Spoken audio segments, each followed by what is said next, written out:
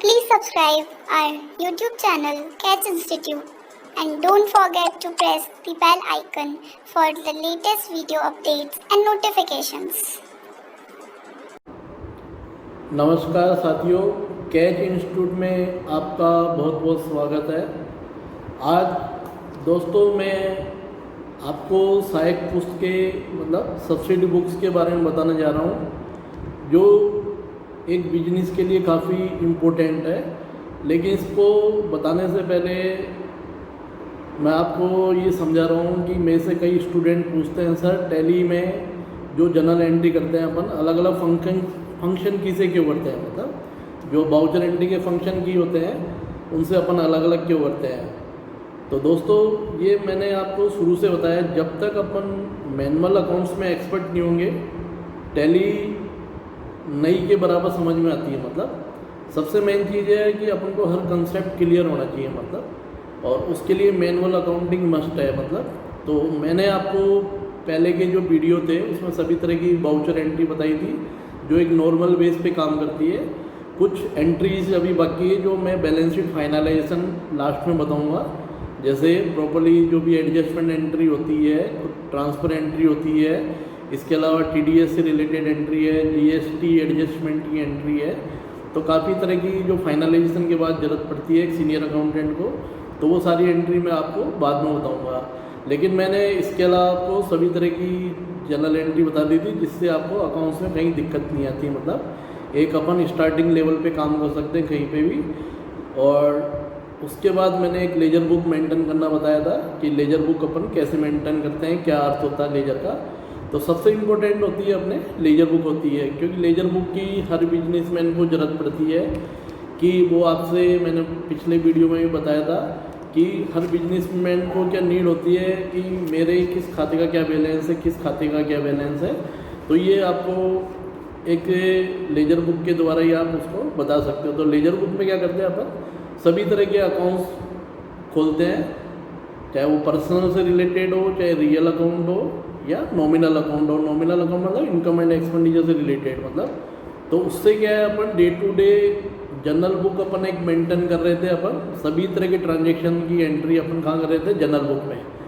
General में चाहे वो कैश ट्रांजेक्शन हो, बैंक ट्रांजेक्शन हो, चाहे से अपने क्रेडिट सेल्स के ट्रांजेक्शन हो, क्रेडिट परचेज ट्रांजेक्शन हो, चाहे एडजस्टमेंट एंट्री हो या जनरल से रिलेटेड ट्रांजेक्शन हो, सभी तरह की बाउचर एंट्री है अपन जो भी एंट्रीज के ट्रांजेक्शन की एंट्री अपन जनरल बुक में मेंटेन कर रहे थे। मतलब और उसकी सहायता से ही मैंने कि आपको लेजर बुक मेंटेन करना बताया था। मतलब तो लेजर बुक की सहायता से क्या सभी खाते अपन एक एक बार लेजर बुक में खोलते हैं, और इसलिए इस पुस्तक को क्या बोलते हैं, लेजर बुक। जिस पुस्तक में खाते बोलते हैं उसको लेजर बुक बोलते हैं। तो इसमें हर तरह के खातों की डे टू डे अपन उस पोस्टिंग जनरल बुक की सहायता से मेंटेन करना बताया था, जिससे प्रत्येक खाते के बारे में संपूर्ण जानकारी तुरंत अपन मैनेजमेंट को जानकारी दे सकते हैं। मतलब लेकिन एक दोस्तों, एक व्यापार में एक सिस्टमेटिक काम करने के लिए जनरल बुक के साथ अपन को क्या रखनी चाहिए, सहायक पुस्तकें मेंटेन करनी चाहिए, सब्सिडी बुक्स मेंटेन करनी चाहिए। मतलब सहायक पुस्तकें, तो सहायक पुस्तकें क्या बोलते हैं कि जनरल के साथ अपन कुछ पुस्तकें और मेंटेन कर लेते हैं। तो जनरल का नाम तो क्या हो जाता है, मेन जनरल हो जाता है, और जनरल के साथ जो पुस्तकें रखते हैं उनको बोलते हैं सहायक पुस्तकें, सब्सिडी बुक। तो एक सिस्टमेटिक एक बिजनेस की अकाउंटिंग प्रॉपर वे में तैयार हो जाती है। अपन ने देखा ना, टैली में भी अपन F4 कॉन्ट्रा वाउचर के लिए यूज लेते हैं, F5 पेमेंट के लिए यूज लेते हैं, F6 रिसिप्ट के लिए लेते हैं, F7 जनरल एडजस्टमेंट्स वगैरह के लिए यूज लेते हैं, और plus debit credit note use करते हैं अपन F11 फीचर्स में जाके। तो वो अपने परचेज रिटर्न, सेल्स रिटर्न के लिए यूज लेते हैं। और उसके अलावा F8 है क्रेडिट सेल्स के लिए यूज लेते हैं, F9 मतलब क्रेडिट परचेज के लिए यूज लेते हैं। तो ये सब टैली में अपन समझ तो गए कि मतलब ये इस टाइप की एंट्री इस फंक्शन की से करते हैं, लेकिन क्यों करते हैं इसका जवाब आज तक अपन को समझ में नहीं आया। मतलब क्योंकि वहाँ पे एंट्री क्यों करते हैं अपन अलग अलग फंक्शन की से, क्योंकि दोस्तों अपन एक ही फंक्शन से एंट्री करेंगे F7 से, तो जब भी अपनी जनरल बुक तो तैयार हो जाएगी, सारे लेजर तैयार हो जाएंगे टैली में, कोई दिक्कत नहीं है, बैलेंस शीट वगैरह सब तैयार हो जाती है। लेकिन एक अपन चाहते हैं, एक सिस्टमेटिक अकाउंटिंग चाहते हैं, जैसे पहले के ज़माने में मैनुअल मेंटेन करते थे अकाउंटेंट, उसी तरीके से कंप्यूटर में भी आज भी उसी तरीके से मेंटेन होता है। तो वो अलग अलग फंक्शन की से एंट्री इसलिए की जाती है कि अपनी एक सिस्टमेटिक सहायक पुस्तकें तैयार हो जाए। जैसे अपन F4, F5, F6 पुस्तक से अपन एंट्री करते हैं तो अपनी कैश बुक तैयार हो जाती है दोस्तों। इसी तरीके से F8 से क्रेडिट सेल्स की एंट्री करते हैं तो अपना एक सेल्स रजिस्टर तैयार हो जाता है, उसको सेल्स बुक भी बोल सकते हैं। F9 से क्रेडिट परचेज की एंट्री करते हैं तो अपना परचेज रजिस्टर या उसको परचेज बुक भी बोल सकते हैं मतलब। और उसके अलावा अपन F11 फीचर्स में जाके डेबिट क्रेडिट नोट का ऑप्शन होता है, उसको यस कराते हैं। तो उससे डेबिट क्रेडिट नोट के ऑप्शन को यस कराने के बाद जो परचेज गुड्स रिटर्न करते हैं अपन, खरीदा हुआ माल लौटा देते हैं तो उसको परचेज रिटर्न बोलते हैं। तो उससे अपना एक डेबिट नोट रजिस्टर या परचेज रिटर्न बुक तैयार हो जाती है मतलब। और क्रेडिट नोट के माध्यम से अपन एंट्री करते हैं। क्रेडिट नोट से कौन सी एंट्री करते हैं? सेल्स रिटर्न की। बेचा हुआ माल वापस आता है तो उसको सेल्स रिटर्न बोलते हैं अपन, बिक्री वापसी। तो उसकी एंट्री अपन क्रेडिट नोट से करते हैं तो अपना सेल्स रिटर्न रजिस्टर मतलब क्रेडिट नोट रजिस्टर या सेल्स रिटर्न बुक बोलते हैं। उसके अलावा जो भी ट्रांजेक्शन है, न कैश है, न पेमेंट है, न रिसिप्ट है, न क्रेडिट सेल्स है, न क्रेडिट परचेज है, न परचेज रिटर्न है, न सेल्स रिटर्न है, बाकी सारी एंट्री अपन क्या करते हैं F7 जनरल में, जिससे अपनी जनरल प्रॉपर तैयार हो जाती है। मुख्य जनरल बोलते हैं उसको हिंदी में। तो अपना एक जनरल रजिस्टर तैयार हो जाता है। तो जनरल में अपन देखा ना कितना कम काम रह गया, मतलब पहले सारी एंट्री अपन जनरल बुक में कर रहे थे अपन, लेकिन अपन देखा ना टैली में भी अलग अलग फंक्शन से करें तो जनरल में वही एंट्री आती है जो उनसे रिलेटेड फंक्शन में नहीं होती। मतलब न पेमेंट है, न रिसिप्ट है, न क्रेडिट सेल्स है, न क्रेडिट परचेज है, न गुड्स रिटर्न है। तो ये उसके अलावा बची हुई जो भी एडजस्टमेंट थी वही जनरल में करनी पड़ती है, जिससे अपनी कंप्यूटर में भी टैली के अंदर सब्सिडी बुक सहायक पुस्तकें तैयार हो जाती है। आप डिस्प्ले में जाके अकाउंट्स बुक में देखना, cash book, bank book, purchase register, sales register, debit note register, credit note register and journal, तो ये सारी पुस्तकें आपको दिखाई देती है। तो ये कब तैयार होगी? अलग अलग फंक्शन से एंट्री करते हैं। लेकिन कई स्टूडेंट समझ नहीं पाते कि ये पुस्तकें तैयार कैसे होती है, क्यों होती है। इसलिए आज मैं आपको मैनुअल में अच्छे से समझाने जा रहा हूँ कि सहायक पुस्तकें क्या होती है, सब्सिडी बुक। तो एक सिस्टमेटिक अकाउंट्स मेंटेन करने के लिए जनरल के साथ कुछ सहायक पुस्तकें मेंटेन करनी चाहिए, जिससे अपन टाइम टू टाइम पूरी एक मैनेजमेंट को तुरंत जानकारी भी दे सकते हैं, समय की बचत भी होती है, काफ़ी फायदे होते हैं। तो दोस्तों, सब्सिडी बुक समझने से पहले ये आपको एक बहुत प्रैक्टिकल एक फंडा बता रहा हूँ मैं, जिससे आपको सब्सिडी बुक्स तुरंत समझ में आ जाएगी मतलब। तो आप बिल्कुल एक फोकस करिए, और कल मैं आपको वाइट बोर्ड के द्वारा भी समझाऊंगा, तो वो वीडियो आप मिस मत करना। लेकिन पहले ये इसका एक सिस्टम समझ लेना मतलब।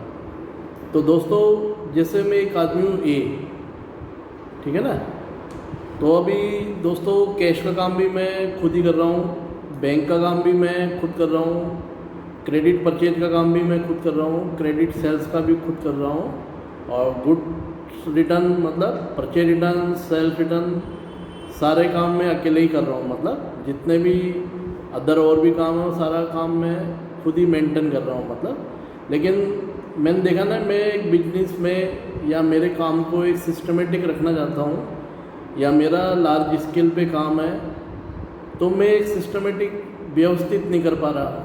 कारण क्या है कि सारा काम मैं अकेला कर रहा हूँ। तो एक अकेला आदमी क्या क्या कर सकता है, मतलब अकेला आदमी ज़्यादा काम करेगा तो थक जाएगा। दूसरा क्या होगा, समय पर मेरे को तुरंत जानकारी किसी भी चीज़ के बारे में नहीं मालूम पड़ेगी, मेरा काम होच पोच हो जाएगा मतलब। तो दोस्तों, एक सिस्टमेटिक काम करने के लिए मैंने मेरे साथ क्या रख लिए, कुछ असिस्टेंट रख लिए, सहायक रख लिए। मतलब कैश के काम जो बहुत ज़्यादा था मेरे पास, तो मैंने उसके लिए एक व्यक्ति रख लिया, पर्सन रख लिया, बी रख लिया मतलब। तो बी को रखने के बाद जितना भी मेरा कैश का काम था वो मैंने सारा किसको सौंप दिया, बी को। तो बी मेरा सारा कैश का काम देखेगा, तो ये मेरे को एक राहत हो गई, कैश का काम मेरा कम हो गया। बाकी काम मैं पहले की तरह करता रहूँगा, लेकिन मेरे को और लगा वो सिस्टमेटिक अकाउंटिंग चाहिए, तो मैंने ऐसे ही बैंक के काम के लिए मैंने सी को रख लिया, क्रेडिट परचेज के लिए मैंने डी को रख लिया, क्रेडिट सेल्स के लिए मैंने ई को रख लिया, और मेरे व्यापार में गुड्स रिटर्न्स वगैरह ज़्यादा है तो मैंने परचेज रिटर्न के लिए मैंने एक व्यक्ति रख लिया, एफ रख लिया, सेल्फ रिटर्न के लिए मैंने एक व्यक्ति जी रख लिया। बाकी जो ट्रांजैक्शन थे पहले की तरह मैं करता रहता हूँ, क्या करता रहूँगा मतलब।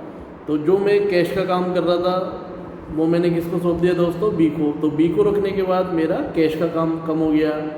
बैंक के लिए मैंने सी को सौंप दिया सारा काम, तो ये वाला काम भी मेरा कम हो गया। क्रेडिट परचेज के लिए डी को रख लिया, तो ये काम भी मेरा कम हो गया। क्रेडिट सेल्स के लिए मैंने ई को सौंप दिया, तो ये वाला काम भी मेरा कम हो गया। और परचेज रिटर्न के लिए मैंने एफ को सौंप दिया, तो ये वाला काम भी कम हो गया। और सेल्फ रिटर्न के लिए मैंने जी को सौंप दिया, तो ये वाला काम भी कम हो गया। इनके अलावा जो ट्रांजेक्शन जितने सहायक मैंने रखे हैं उनके अलावा जो काम रहेंगे बाकी के, तो वो पहले की तरह मैं करता रहूँगा। तो दोस्तों मैं तो क्या हो गया, मेन आदमी हो गया, मुख्य आदमी, और ये मेरे क्या कहलाएंगे, सहायक कहलाएंगे, असिस्टेंट कहलाएंगे। ये कल मैं आपको वाइट बोर्ड के बारे बहुत अच्छी तरह से और समझाऊंगा। आज मैं थोड़ा आपको टेबल सिस्टम से थ्योरेटिकली समझा रहा हूँ।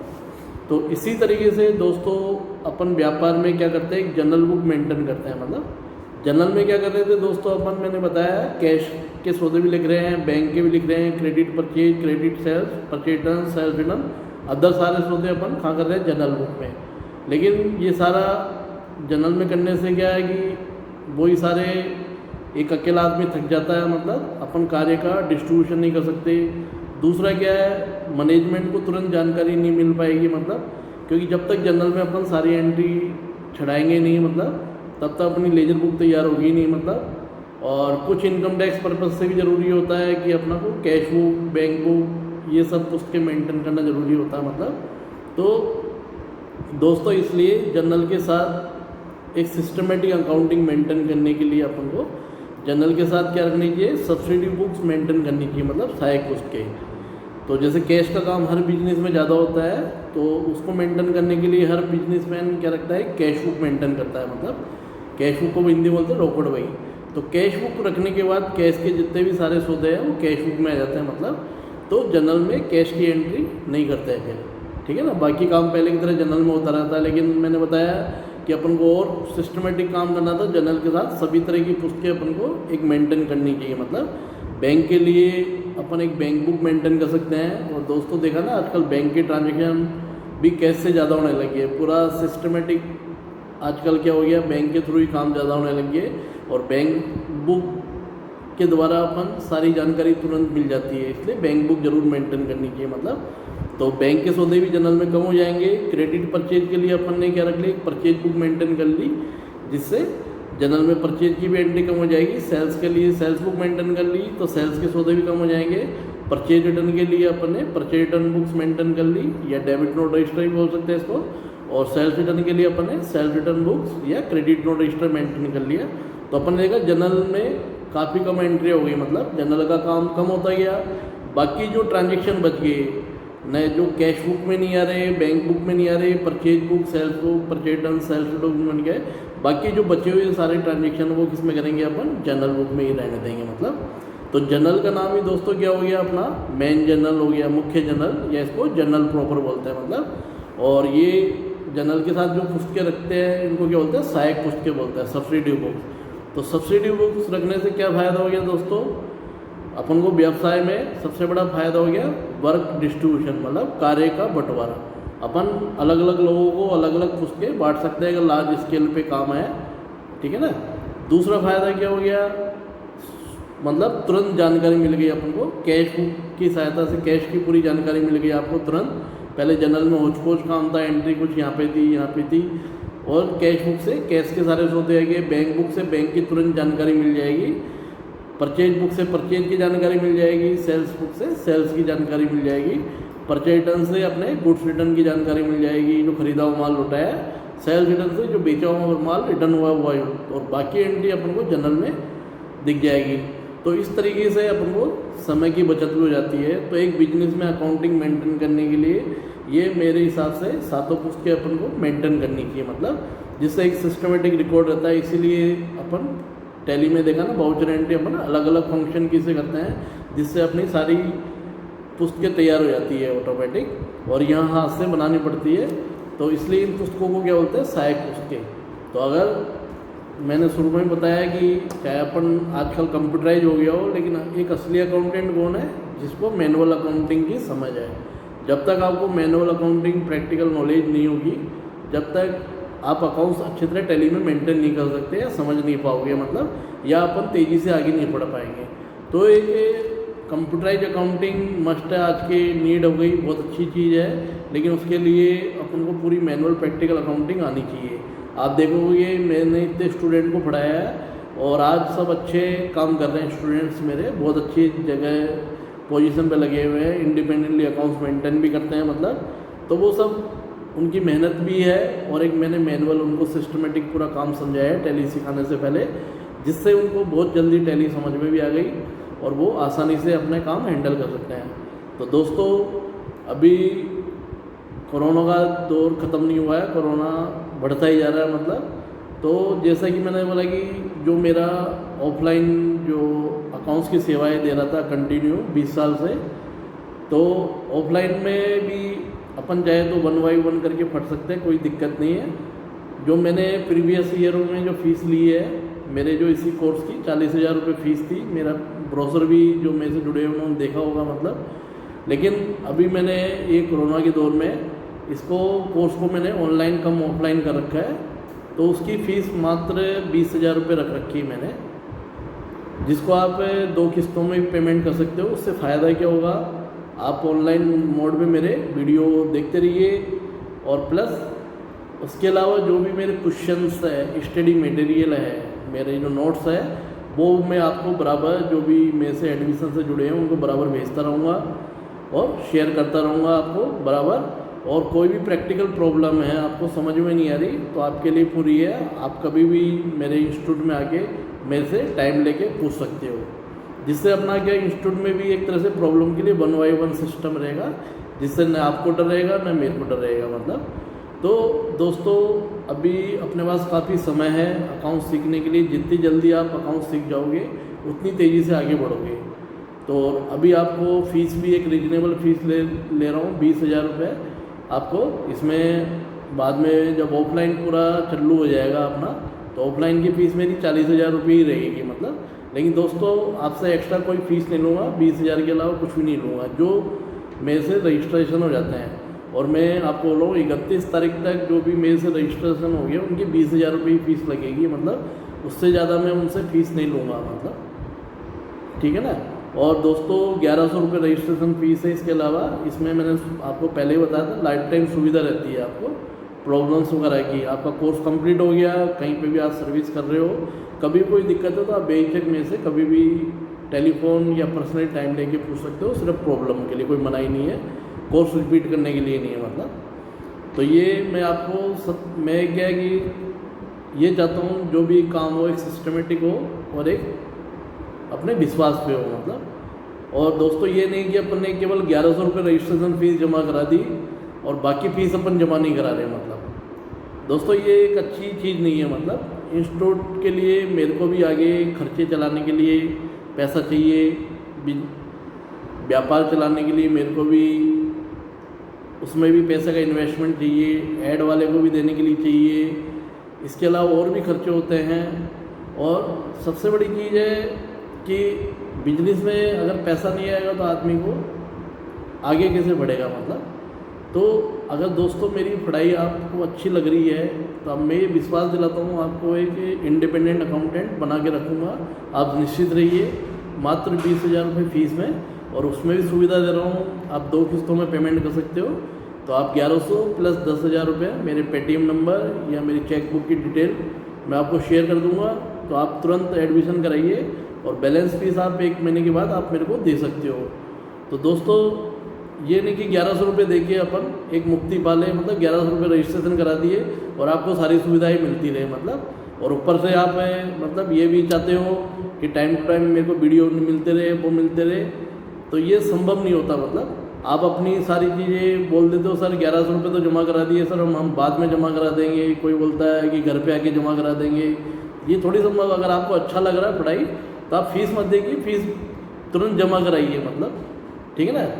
तो क्योंकि मैं क्या मुंह पे बोलने वाला आदमी हूँ, किसी को अच्छा लगे या बुरा लगे, तो जब तक प्रॉपरली इंस्टीट्यूट है, इंस्टीट्यूट में फ़ीस बहुत ज़रूरी होती है, मतलब आगे की खर्चे भी चलाने के लिए और इंस्टीट्यूट को मेंटेन करने के लिए भी सब चीज़ चाहिए अपने, मेरे परिवार को भी चलाने के लिए, क्योंकि मैं फुल टाइम इसी लाइन में इन्वॉल्व हूँ और कोई काम कर नहीं रहा अभी, मतलब। तो जब तक बिजनेस में अपन एक रोटेशन नहीं रहेगा तो अपन आगे कैसे बढ़ेंगे, मतलब, ठीक है ना। तो मैं आप पे कोई दबाव नहीं डाल रहा, अगर मेरी पढ़ाई अच्छी लग रही है तो पहले भी मैंने बताया, अभी टोटल ऑनलाइन का ऑफलाइन मोड में आपकी 20,000 रुपये फ़ीस है और आप इसको 2 किस्तों में दे सकते हो, 10,000 प्लस 10,000 प्लस साथ में 1,100 रुपये, तो 11,100 रुपये आपको जमा कराने हैं।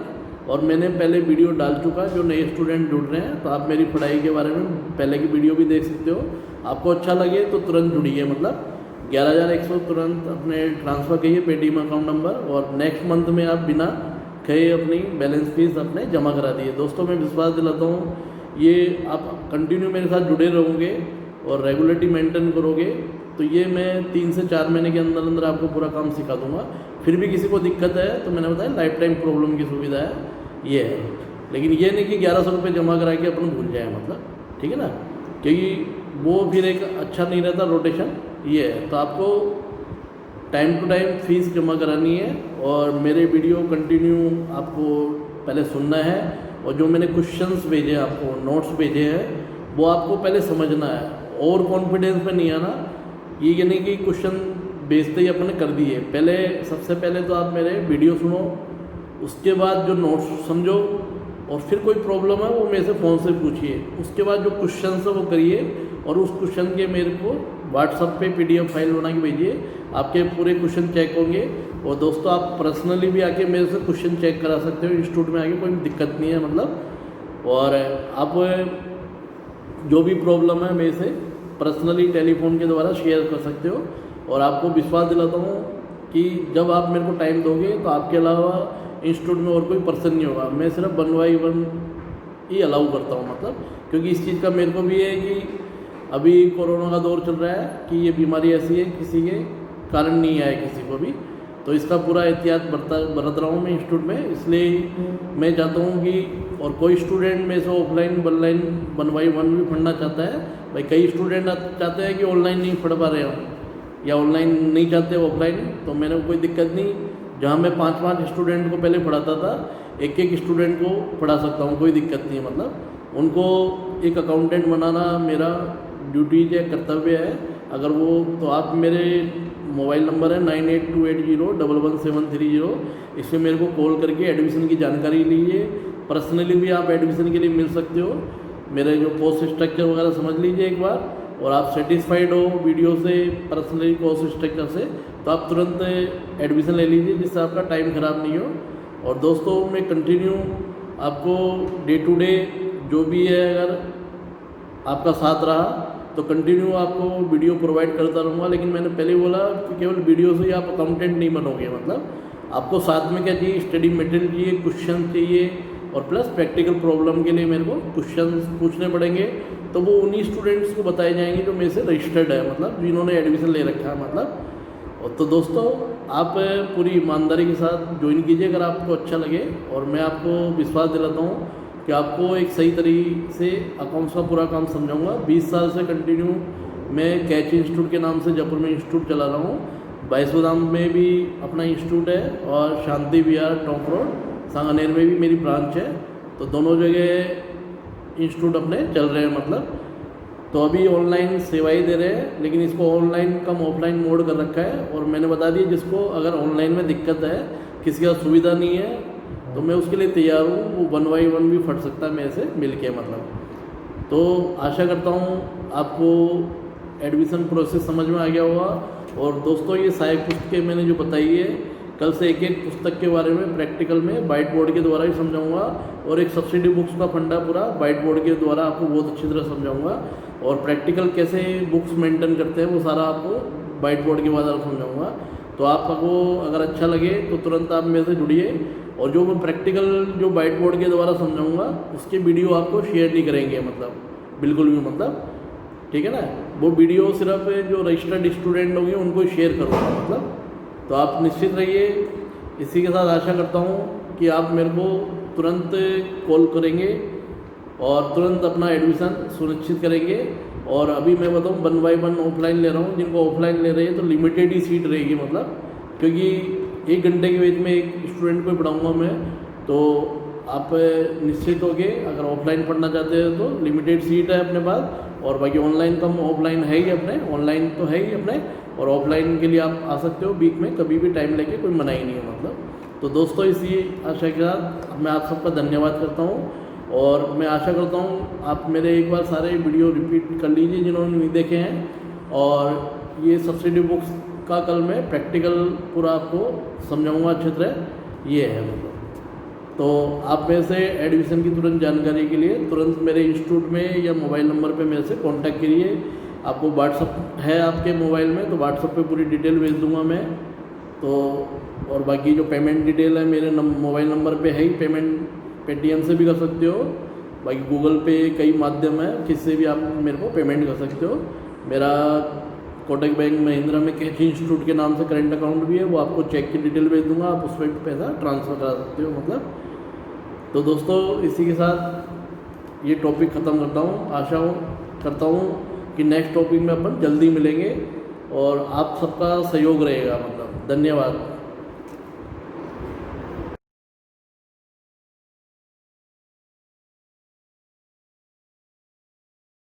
Wait a minute.